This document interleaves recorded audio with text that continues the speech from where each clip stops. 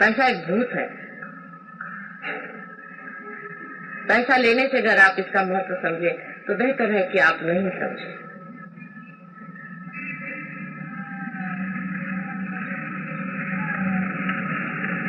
कोई भी पैसा देने से इसका महत्व आप नहीं समझ सकते। अपने को ही पूरी तरह से देना होगा, और वो देने में कितना मिलने वाला है। जो आप 7 गुणे खड़े हुए हैं वो तो एकदम साक्षात है।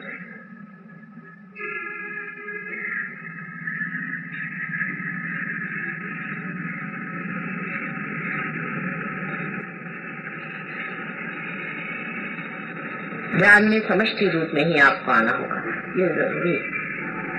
चाहे महीने में एक बार ही आए, लेकिन जहाँ 7 लोग बैठते हैं वही बैठ करके ध्यान करना चाहिए। चाहे आप एक अपना छोटा ग्रुप बना लें जहाँ आप हफ्ते में एक बार मिल सके और एक बार बड़े ग्रुप में, क्योंकि मैंने आपसे बताया था कि ये विराट का कार्य, जैसे शरीर का एक एक अंग प्रत्यंग जो है उसको जागना है। जितना जागरूक होता जाएगा वैसे वैसे दीप जलते जाएगा। आप लोग जो घर में बहुत भी ध्यान करते रहे, मेरे आने के बाद आप जानते हैं कि आप लोगों ने पाया कि कुछ प्रगति नहीं है, लेकिन यहाँ 6-7 आदमी जो रोज आते थे और ध्यान करते थे उन्होंने बहुत प्रगति करी।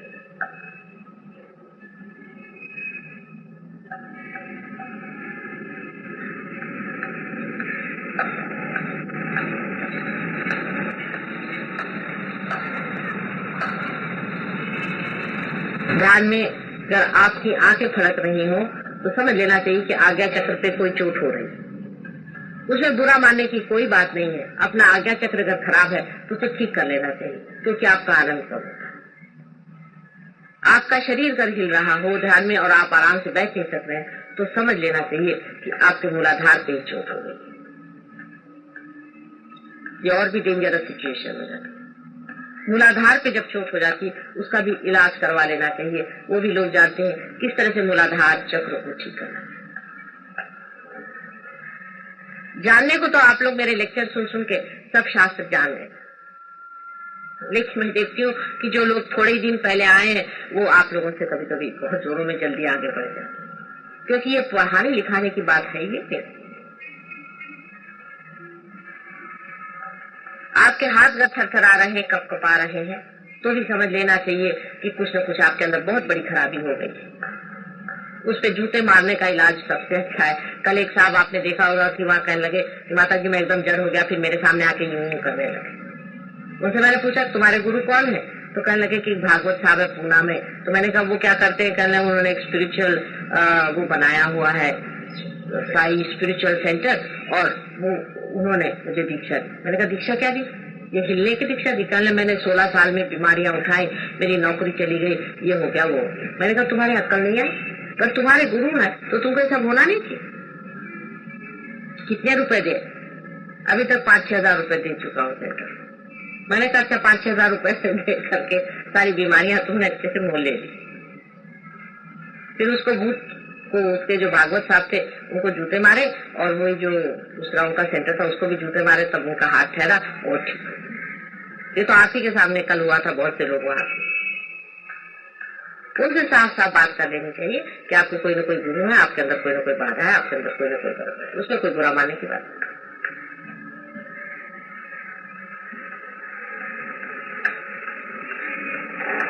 लेकिन मैं देखती हूँ कि एक को जरा सी भी बाधा पकड़ती तो दूसरा बाधे वाला बराबर उसके साथ में खड़ा हो जाता है, लाइन से मार खिंच जाते हैं साथ में, और पता हो जाता है कि सारे बाधे वाले साथ बैठे। असल में ऐसा बैठना नहीं है, सबको अलग अलग बैठना चाहिए अधिकतर। जैसे कि कोई ग्रुप बना लेते हैं, बहुत गलत बात। जैसे कि थाने वाले आए तो थाने वाले साथ बैठ गए, फलाने आए, ऐसा आप अलग अलग बैठिए, बहुत जरूरी। सब इकट्ठे होकर मत बैठिए। दूसरी बात यह है कि जैसे कोई बुढ़े हैं, उम्र में ज्यादा है, बुजुर्ग है, कुछ बीच के हैं, कुछ छोटे हैं। छोटे बच्चों को तो ऐसी कोई विशेष बात नहीं, लेकिन जो बीच के और ये लोग हैं ये सब अलग अलग बैठे। जो बुद्ध है वो जवान लोगों के साथ बैठे, जो जवान है वो बुद्धों के साथ बैठे। 4-5 जवान इकट्ठे हो जाए तो भी आफत हो जाएगी, और 4-5 बुढ़े इकट्ठे हो जाए तो भी आफत हो जाएगी। आप देख लीजिए, होता है। जवानी और बुढ़ापे की जो समझ है दोनों बांटने की थी, वो भी आप सामूहिक चेतना में बांट सकते हैं।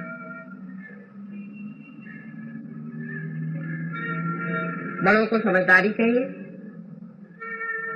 विजडम चाहिए, जरूरी है, बहुत वाइज होना चाहिए, बड़प्पन चाहिए, बड़ा दिल चाहिए, और छोटों को मान्यता चाहिए, बड़ों का मानना चाहिए, और छोटों में एक्टिविटी ज्यादा होनी चाहिए बड़ों से। जिस चैतन्य शक्ति से सारी सृष्टि चल रही है वही आपके अंदर से बह रहा है, ये आप जानते हो। फिर जिन हाथों से, जिन पांव से ये चीज बह रही है उसको अत्यंत पवित्र रखना है। मेरा मतलब धोने नवाने से नहीं, इससे जो भी आप काम करें अत्यंत सुंदरता से, सुगमता से और प्रेम से होना चाहिए। सबसे बड़ी चीज प्रेम।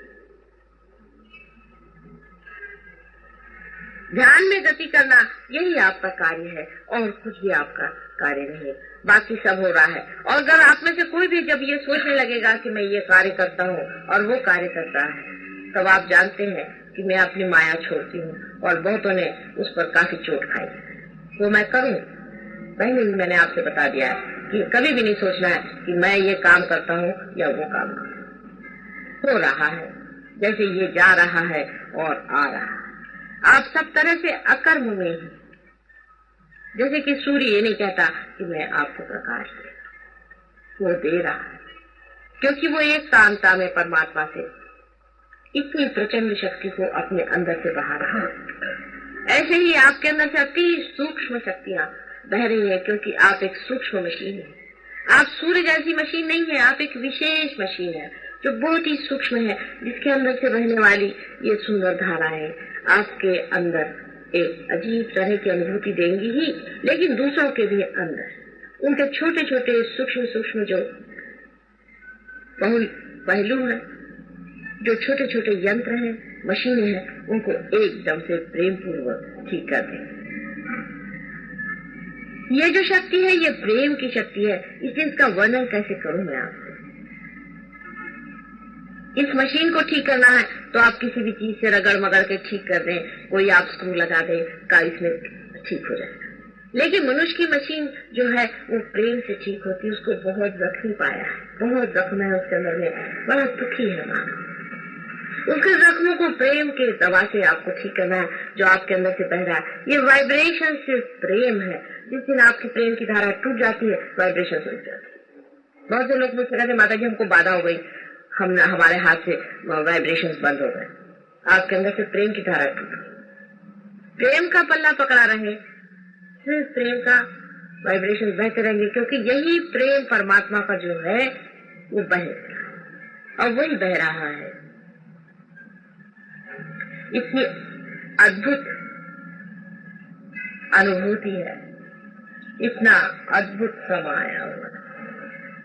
क्या ये सब व्यर्थ हो जाएगा क्योंकि आपने इसमें पूरी लगन से मेरा साथ नहीं दिया?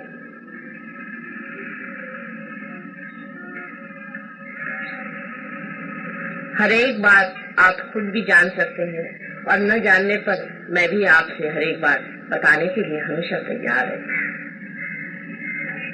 लेकिन थोड़ा सा इसमें एक आपसे सुझाव देने का है कि आप इसके अधिकारी तो हैं या नहीं, इसे सोच लीजिए।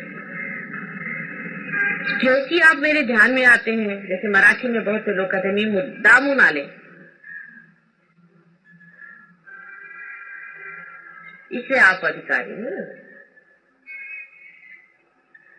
आप अधिकारी इसलिए होते हैं कि आपके अंदर वो गहराई आ गई। जैसे घाघर है, जितनी गहरी होगी उतना पानी उसमें समा जाए। अब वो गहरी नहीं है तो उसमें पानी डालने से क्या फायदा, हो तो सब पानी निकल जाए। अपनी गहराई आप ध्यान से बढ़ाएं, ध्यान पे स्थित होइए, ध्यान में जाइए। ध्यान में जो विचार आ रहे हैं उनकी ओर देखते ही साथ आप निर्विचार हो जाएंगे। निर्विचार होते ही उस अचेतन मन में, अचेतन सुप्त चेतन नहीं कह रहे, अचेतन मन में अपनी चेतना के सहित आप जाएंगे। आपकी चेतना, आपकी कॉन्शियसनेस खत्म नहीं होगी। वहां आप चेतना को जानेंगे।